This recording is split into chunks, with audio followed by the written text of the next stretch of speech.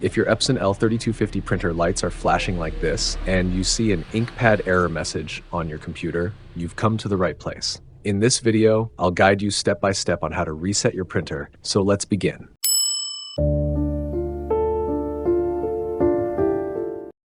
Turn on the printer, then connect it to your PC using a USB cable.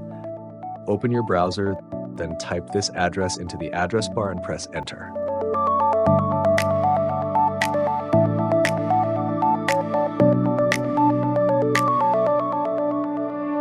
Click the download button to start downloading the resetter.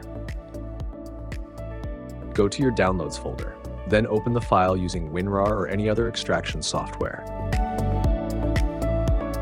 Open the extracted folder. Double-click the adjustment program file.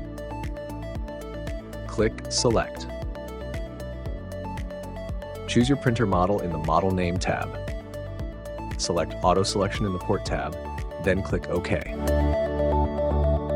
Click Particular Adjustment Mode. Select Waste Ink Pad Counter, then click OK. Check all 3 pad counter boxes, then click Check. Check all 3 pad counter boxes again, then click Initialize. Click OK to start the reset process. If you see the message, please turn off the printer. It means the reset was successful. Now turn off the printer for a moment. Then turn it back on. Your printer is now ready to use. Thank you for watching.